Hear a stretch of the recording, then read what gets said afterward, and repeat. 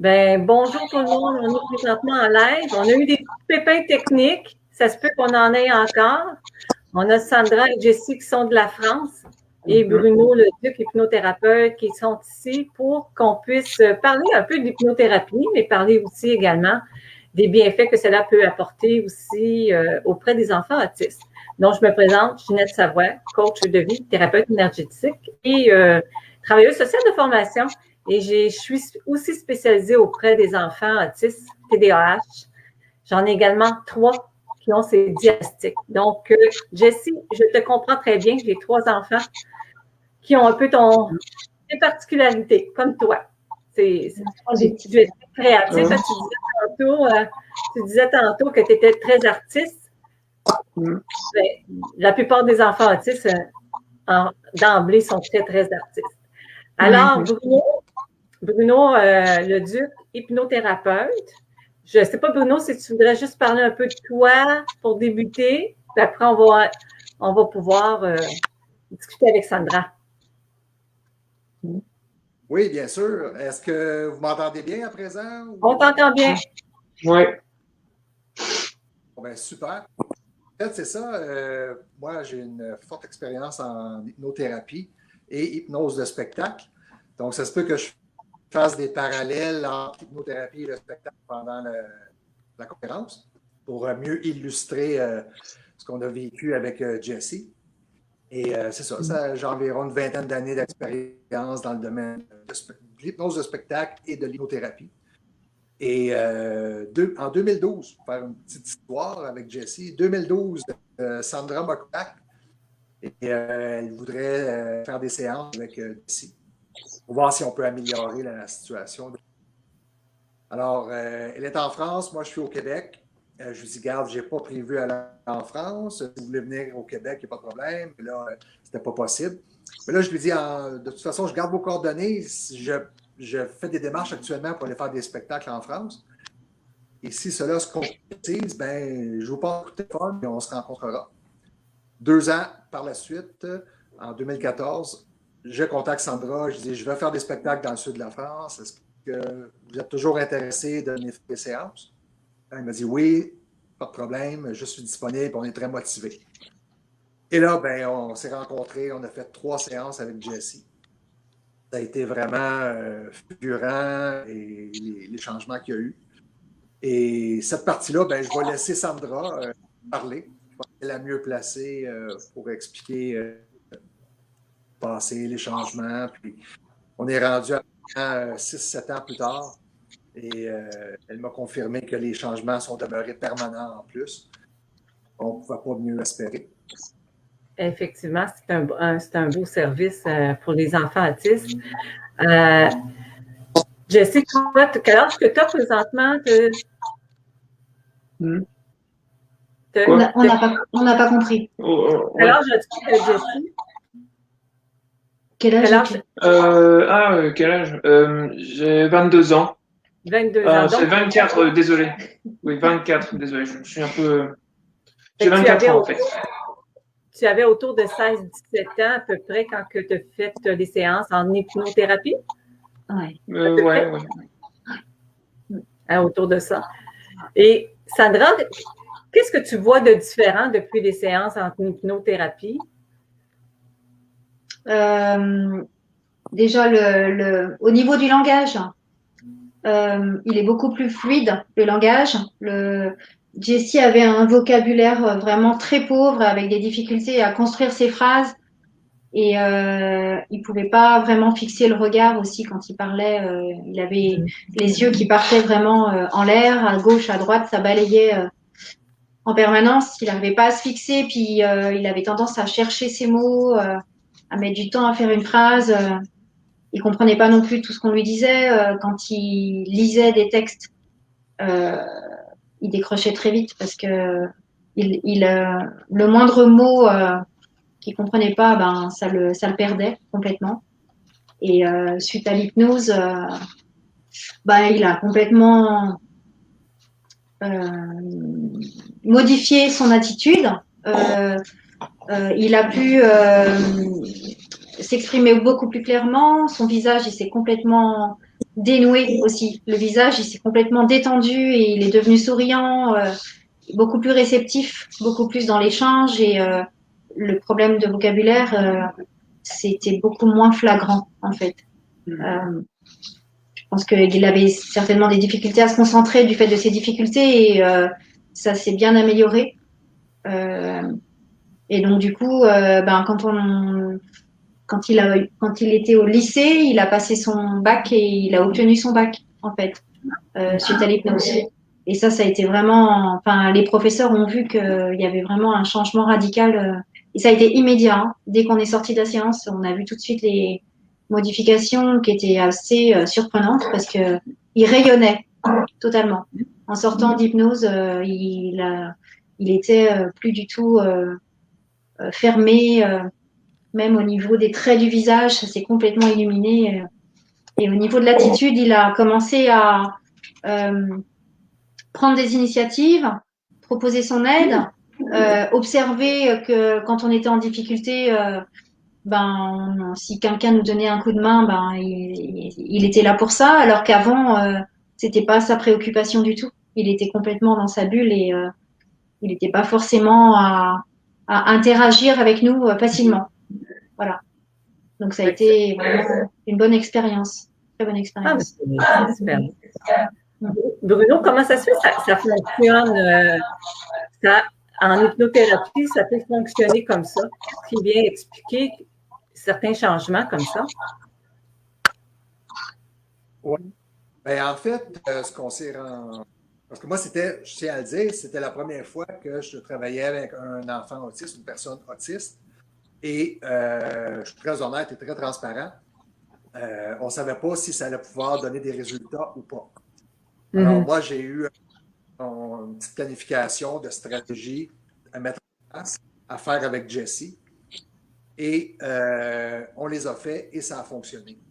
Et ce que je tiens à dire aussi, pour démystifier un petit peu l'hypnose, les gens peut-être ont une crainte que ça pourrait être dommageable pour une personne, que ça ne se passe pas bien ou quelque chose dans le genre. Je tiens à spécifier que la beauté de l'hypnose, c'est qu'on ne peut pas aggraver une situation. Le plus qui peut arriver, c'est que ce soit des changements positifs ou qu'il n'y ait pas de... Parce que je vais faire un lien avec la... Par exemple, lorsque je fais un spectacle et que j'hypnotise des gens, si jamais je fais une suggestion aux gens qui ne font pas partie de leur adhérence ou de leur... Autrement dit, si la personne ne ferait pas cette action dans la vie normale, elle ne la fera pas plus sur la scène. Donc, c'est pour ça, dans les spectacles, des fois, on voit des gens qui ne réagissent pas aux suggestions qu'on fait. C'est exactement la même chose dans le thérapeutique. Si jamais on essaie d'inculquer à une personne d'aller faire un vol de banque ou une action négative, la personne va se raisonner par elle-même et elle va refuser la suggestion, tout comme au niveau thérapeutique. Si on propose quelque chose qui n'est pas bon pour elle, son système va la rejeter automatiquement, il n'y adhérera pas. Donc, c'est à ce sens-là que je désire clarifier, si on peut dire, que l'hypnose ne pourra jamais être nuisible à quelqu'un. Elle peut juste être que positive. Effectivement, donc, parce que les séances, généralement, quand on est en hypnose, on est quand même conscient de ce qui se passe autour. Là. C'est pas une transe profonde. C'est ça, c'est pas une transe profonde. Je m'enlève les mots de la bouche, Ginette, c'est en plein ça. La personne est différente comparativement au spectacle. Des fois, en spectacle, les gens ils perdent la carte, comme on dit. Des fois, mais ils sont toujours quand même présents et leur subconscient est toujours là pour les protéger. En séance non thérapeutique, les gens ne perdent jamais la carte, quoi que ce soit. Ils sont toujours là, sont toujours conscients. Sauf qu'on est en compte de créer un chemin vers le subconscient. Donc, c'est à ce moment-là qu'on peut parler avec le subconscient et aller voir ce qui peut avoir été traumatisant par le passé avec la personne, qui peut lui avoir nui dans son développement. Et je n'entrerai pas dans les détails parce qu'il y a des choses personnelles, mais avec Jessie, c'est un peu ce qu'on a fait. On a été dédramatiser des situations qui ont eu lieu par le passé. Et on lui a fait comprendre que c'est des choses qui sont passées. Et j'ai utilisé d'autres stratégies également qui ont fonctionné à merveille avec Jessie dans son évolution. La raison qu'on fait ce live, c'est pour témoigner, laisser Sandra et Jessie témoigner des changements permanents qui sont arrivés, mais également de dire que je désire aller plus loin là-dedans et de voir, j'invite des gens, des autistes dans leur entourage, de me contacter parce qu'on est en période d'exploration, si on peut dire. Je suis en période d'exploration, je veux voir si ça peut s'appliquer à d'autres autistes et à des autistes qui ont différents spectres. C'est pour ça qu'on pourra en reparler plus tard, mais qu'on fait un tarif très réduit là, pour la première séance et par la suite, on va voir qu'est-ce que ça donne suite à la première séance. Mais on est vraiment en période exploratoire pour recueillir des données et évidemment faire des choses positives, amener les personnes autistes à avoir des progrès avec les séances. C'est vraiment exploratoire pour voir si à ce moment-là, être plus à même de dire aux gens qui me consultent par la suite, ben, regarde, mon enfant est autiste de tel spectre, ben, je vais pouvoir lui dire, regarde, les chances de succès sont bonnes, moyennes ou pas bonnes. C'est ça. Mais en même temps, j'imagine toi aussi, Sandra, on ne peut pas avoir d'attente. Sandra, tu ne pouvais pas savoir les attentes de qu'est-ce qu'il y allait. Il y a des améliorations, tu sais, parce qu'on ne sait jamais, effectivement, quand on fait l'hypnothérapie, quelles sont les améliorations qui vont arriver. Il y a un potentiel d'amélioration, comme dans le cas de Jessie. Hein? Jessie, il y a eu des améliorations. Puis c'est permanent, ça se maintient aussi en même temps, ce que j'entends. Oui. Donc, ça persiste. Il n'y a pas, comme tu disais, Bruno, la seule chose qu'on peut avoir quand on fait des séances, c'est soit qu'il n'y a rien qui change ou ça change en mieux, tout simplement. Exact. C'est ça. Ça va vers l'amélioration. Mais il y a des choses que, par le passé, il y a d'autres hypnotiseurs que moi qu'on a fait et que les changements, les chances de succès sont très élevées. Là. Et des fois, ou des arrêts de fumée. Il y a des techniques qui ont été éprouvées, qu'on sait beaucoup plus à quoi qu'on peut s'attendre comme résultat. Donc, effectivement. Moi, l'autisme, je ne sais pas en France, mais ici au Québec, il y a énormément de jeunes autistes. Le pourcentage a explosé dans les dernières années. Oui, c'est très élevé. Donc, je pense que, moi, je suis passionné par ça, l'hypnose. On peut aider les jeunes, les personnes autistes, bien, ça serait vraiment bon parce que, comme Sandra me disait, en France, comme ici, l'aide aux autistes, c'est pas terrible. Là. Et lorsque les jeunes du Québec, ben, ils sont laissés à eux-mêmes, les familles avec. Là, actuellement, il y a des mouvements qui s'organisent pour essayer d'avoir des subventions. Le soutien persiste après l'âge de 18 ans, mais ce n'est pas évident. Donc, si moi, je peux contribuer à l'évolution de ces jeunes-là, ça va me faire énormément plaisir. Sandra, j'avais des questions parce que ça fait quand même, ce que j'entends, 6 ans que les séances ont eu lieu. Est-ce que ça a été difficile pour Jessie de rentrer en état d'hypnose? Est-ce qu'il a bien réagi? Oui, la première séance, ça a été très long. Ça a été très long. Okay. Il se lâchait pas, en fait. Il lâchait pas, il était tendu et Bruno a eu du mal à le plonger sous hypnose. Mais alors, une fois que c'est parti, après, ça a été impressionnant. Enfin, moi, j'étais avec une de mes amies, là. On est resté assez stupéfaite de ses réactions et de son comportement pendant la séance parce que il s'est mis à parler comme nous, sans difficulté langagière, sans buter sur les mots, en utilisant des mots que en temps normal il maîtrisait pas du tout, il connaissait même pas. Et ça a été assez bluffant parce que on est resté vraiment estomaqué. Enfin, et Bruno a fait en sorte que pour la séance suivante, l'hypnose soit se mettent en place plus rapidement. Et effectivement, quand on est revenu le lendemain, il n'a pas mis longtemps à le mettre sous hypnose et la séance a été 2 fois plus efficace dans le sens où il a pu travailler beaucoup plus longtemps avec lui sous hypnose. Puis le soir de la première séance, après la première séance, on est allé, donc ça s'est déroulé dans le sud de la France, donc on est allé à la plage. Jessie s'est prêtée au jeu de nous demander de prendre des photos avec lui. Alors d'habitude, il aurait jamais fait ça, quoi. Donc là, il nous prenait par le cou. Allez, viens, on fait une photo. Il prenait la pose, il faisait des sourires. On est allé manger une glace, il avait un sourire. Mais c'était un rayon de soleil, quoi. C'était impressionnant. Et on est retourné voir Bruno là où il travaillait pour faire un spectacle avec lui. Et Jessie, de nouveau, a été impressionnant de comment il a exécuté des choses qui ont bluffé tout le monde, quoi. Bluffé tout le monde. On l'aurait jamais imaginé pouvoir faire ça. Et à la fin, Bruno l'a montré au public en disant, voilà, le jeune qui est là, à côté de moi, en fait, il est autiste. Je viens de le rencontrer pour des séances thérapeutiques et je vais le sortir d'hypnose et vous montrer comment il parle. Et donc, effectivement, il a donné le micro à Jessie, puis Jessie, il en bégayait de voir tout ce public devant lui et il n'osait pas sortir les mots, quoi, en fait. Il était complètement tétanisé, et puis il n'osait pas, il avait son attitude je vais dire, habituelle, d'autiste, distant et pas du tout dans la communication. Et après, il a replongé sous hypnose devant tout le monde, et puis là, il a pris le micro et il s'est fait passer pour un chauffeur de salle. Donc, il a parlé au public comme si, il allait mettre le feu. Allez, tout le monde, on y va, machin. Et nous, on était scotchés, quoi. Et les gens ont cru que c'était une blague. Hein.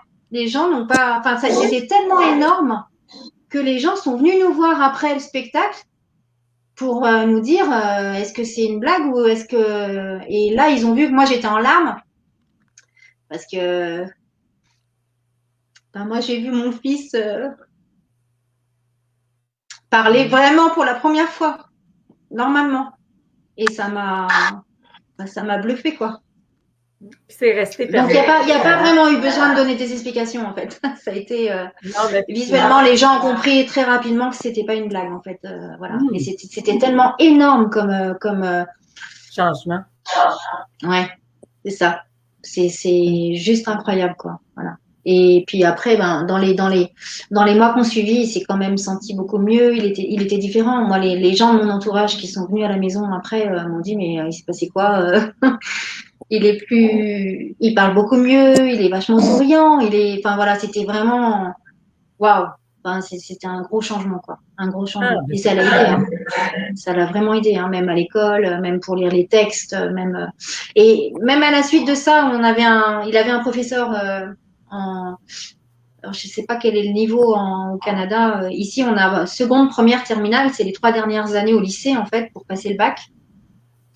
Et son professeur de français, lui, il adaptait, parce que Jessie ne pouvait pas rédiger ses pensées à l'écrit. Et donc, pour lui éviter ça, il lui faisait faire des dessins, parce que Jessie est très branchée dessin. Et donc, il lui faisait lire des textes, où son auxiliaire de vie lui lisait les textes. Et en temps normal, il aurait vite décroché puis il n'aurait pas voulu faire du travail. Mais là, son prof lui disait, maintenant, plutôt que d'écrire, de faire une synthèse de ces textes que tu as lus, tu vas faire un dessin de ce que tu as compris. Et en fait, dans ces dessins, il y avait tout, dans les moindres détails. Et ça a été vraiment révélateur. Ça veut dire qu'en fait, quand il lisait les textes, suite à l'hypnose, il comprenait les moindres détails des textes. Il comprenait le sens et les mots, en fait. Chose qui était vraiment impossible avant pour lui, quoi. Donc ça a été vraiment, ça l'a aidé. Enfin, il a décroché son bac et puis il a pu poursuivre ses études en milieu universitaire, en fait, après. Hein. Donc voilà, ça a été vraiment bien, très bien. Ça a été une bonne expérience, l'hypnose. On entend des chiens. Oui, on a des petits chiens qui sont toujours très Je reviens. bruyants. Voilà. Moi, je sais par expérience pour avoir des enfants, effectivement, avec ces particularités-là, que quand on les amène vers une nouvelle approche, c'est plus difficile de créer le contact. Puis, fait que les gens qui nous écoutent, faut pas qu'ils s'attendent que des fois, le premier contact avec un professionnel de la santé, que ça peut être facile. C'est de l'enjeu. Hein? Un peu comme Sandra, tu disais, la première fois, ça n'a pas été facile parce qu'effectivement, il y a besoin d'être en contact, de savoir la procédure, parce que les enfants autistes, ils ont besoin de connaître la procédure aussi, de savoir comment ça se passe. Puis après, pouf, hein, ils sont facilement en confiance. Donc, c'est un bel outil, effectivement, l'hypnothérapie. Puis merci Sandra d'être venue témoigner. Hein, ça fait plaisir. Pour que les gens puissent comprendre effectivement qu'il y a d'autres approches que l'approche traditionnelle, que des approches qui sont plus, on peut dire, plus holistiques. Puis Bruno, tu te tiens disponible pour pouvoir accompagner les gens là, qui veulent effectivement, les parents ou même les adultes. Parce qu'il y a des adultes aussi qui vivent encore avec ces particularités-là et qui ont plus de difficultés. Donc, tu es disponible pour pouvoir les accompagner. Est-ce que Bruno, les gens peuvent te contacter sur ton numéro de téléphone? Ça va me faire plaisir d'en parler, d'en discuter, d'avoir plus d'informations. Ils ont juste à m'appeler. Et aussi via mon site web, brunobotique.com. Et ce que je peux dire, j'aimerais ajouter, lorsqu'on parlait, Sandra parlait du début de la première séance, je ne dirais pas que j'ai eu de la difficulté à hypnotiser Jessie. Je dirais plus que c'est un passage parce que la plupart des gens qui sont ordinaires, qui viennent, ça peut prendre 15 à 20 minutes pour les amener en pause. Des fois, ça prend un petit peu moins de temps, des fois plus de temps. Avec Jessie, je dis après environ 1 heure. Mais compte tenu du contexte, qu'il est autiste, je m'attendais, moi, à rien, en fait. Je me suis dit, on se lance, on le fait, puis ça va prendre le temps que ça prendra. Et dans ma philosophie, c'est vraiment pour aider les gens. Je ne suis pas là pour dire, ben là, ça fait 1 heure, là, puis OK, c'est fini, puis je prends le temps, que le chose soit bien fait, que ce soit parfait. Le but, c'est de respecter là. Si on essaie de lui mettre de la pression, pas que le client, ça ne fonctionne pas. Donc, j'allais simplement en respecter le rythme de Jessie. On ne t'entend pas. Effectivement, Bruno, ça coupe un petit peu plus. Ça coupe, mais je comprends ce que tu veux exprimer, c'est que l'important dans ta façon de faire, c'est peu importe le temps que ça va prendre, c'est que tu vas respecter la personne qui va être devant toi. C'est ça que ça coupe un peu. Ça coupe, fait qu'effectivement. Ça tendre un petit peu, je crois, hein, peut-être? Effectivement, c'est que dans les échanges, on entend moins. Mais effectivement, effectivement, dans ta philosophie, ce que tu as dit, c'est que tu vas y aller selon le rythme que ça prend pour pouvoir rentrer la personne en état de transe. Effectivement, c'est la meilleure façon à faire pour effectivement, peu importe la personne. Hein? Alors, on va terminer quand même ici. Merci encore, Jessie. Merci, Sandra. Merci, Bruno. De rien. Il n'y a pas de quoi. Tu m'entends bien, Juliette? Parce que ça coupe énormément. Ça coupe. Est-ce que Jessie pourrait nous montrer une de ses toiles? On avait parlé de ça, peut-être montrer parce que Jessie a un énorme talent. Est-ce que c'est possible de montrer une toile de Jessie? Est-ce que tu as une toile qui est une toile plus grande ou plus petite, en fait? Peut-être plus petite. Et celle où il y a tous les personnages là, la verte. Ah, le truc arc-en-ciel, la fiche, non? Non, la carré. Tous les personnages. Attends, je vais te montrer. Ouais, attendez. Laquelle? Chercher là. Et on sait que les enfants qui ont des particularités sont très artistiques parce que j'en ai 2 comme ça qui sont très artistiques. Celle-là. Ah oui, celle-là. Je vais chercher ça. Je vais chercher, attendez. C'est parti. Sandra, oui, ce que tu me disais, c'est que Jessie, avec ses toiles, ils sont venus faire un reportage aussi pour ses toiles. Il y a quelque chose. Oui, aujourd'hui, ouais. L'association Zygomatique à Chambéry, en Savoie, en France, sont venus aujourd'hui rencontrer Jessie et voir ce qu'il fait comme toile. Et il s'avère que ils vont faire un peu la promotion de Jessie pour essayer de lui trouver aussi des contacts fiables pour qu'il puisse travailler dans le dessin et en tout cas au minimum le faire connaître. Voilà. Donc, ils ont fait un reportage. C'est vraiment un beau projet à vivre. Alors, je ne sais pas si vous le voyez, mais Oui, tout à là, fait. je ne bouge pas. Oh, wow! Et ça représente quoi, Jessie, pour toi? Eh ben, en fait, le titre, c'est quoi déjà? Ah, merci. Bon. C'est deux personnages que tu as. Ce sont deux personnages qu'il a inventés aussi. Ouais, c'est deux là. Ouais, les deux personnages au milieu, c'est les héros de l'histoire. Oh! Et autour d'eux? Et autour d'eux, ici, après ici, juste là, et puis l'autre, c'est le même personnage que lui, celle-là. Le personnage, il y en a un pareil ici, là, entre les deux, l'autre qui est juste au milieu, là, qui tient la sirène, et l'autre, il est juste à côté d'elle, là. Okay. Il est dans des situations différentes. OK. Donc, c'est ça que tu as représenté. Ouais. Ouais, c'est de toute beauté. Ça t'a-tu pris beaucoup de temps à faire la peinture? Pour faire ça, combien de temps? Ben, ça m'a pris à peu près d'une semaine à le faire. Hey, c'est pas beaucoup, là. C'est très bon. Mais tout ce que j'ai fait en couleur, c'est fait de l'aquarelle. OK. J'ai créé une couleur je veux dire des peintures d'aquarelle, mais avec de l'eau, on le taille un peu, et après je mettais un peu d'ombre et ça fait un peu d'effet. Et wow! T'en as fait combien jusqu'à maintenant des toiles? Ben, presque à peu près 20. Oh, Seigneur! Tu es un vrai artiste, hein? Tu es un vrai artiste. Félicitations, Jessie. Ben, merci. Sandra, est-ce que tu peux expliquer l'histoire Ubisoft? On n'a pas compris. À quel niveau S'il peut expliquer son stage qu'il a fait chez Ubisoft. Ah oui. Alors, Jessie aurait voulu travailler pour Ubisoft parce qu'elle aurait voulu créer des personnages de jeux vidéo. Donc, on a écrit à la société, au directeur, qui nous a envoyé sur l'agence Ubisoft de Annecy, en Haute-Savoie. Et il a passé une journée là-bas avec les équipes d'Ubisoft. Il a rencontré des artistes. Il y a même des artistes spécialistes des lapins crétins qui sont venus travailler avec lui parce que Jessie est fan des lapins crétins. Et donc, ben voilà, il a vraiment, son dessin, son style a plu aux équipes. Donc Ubisoft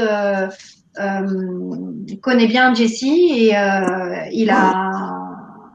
c'est eux qui l'ont poussé à faire une école d'art pour améliorer son style et la mise en couleur. Et voilà, il aurait voulu faire ce métier de créer des personnages de jeux vidéo parce qu'il a une imagination débordante. Et lorsqu'il est allé les voir, il avait déjà un style bien à lui et il est spécialisé de façon, on va dire, de naissance, on va dire, je sais pas comment on peut dire, dans le pop art. C'est-à-dire, c'est le fait de sur un même dessin faire énormément de personnages, 200. Enfin, il a des toiles sur lesquelles il a 200 ou 300 personnages différents sur une même toile. Voilà. C'est un style très particulier, très recherché et très apprécié. Ben, vraiment bravo. Vraiment. Bravo. Hein, continue, lâche pas, ça vaut la peine. Je vous remercie beaucoup pour ce live, Bruno, dont les gens peuvent te contacter. Sandra, Jessie, bien, bonne soirée parce que c'est le soir chez vous. Merci d'avoir été là. Et bonne continuité dans tout ce que tu vas faire, Jessie. Hein? Lâche pas, continue. Alors, merci à vous tous. Hein? Merci beaucoup. Et on se dit au revoir, tout simplement. Au revoir. Voilà.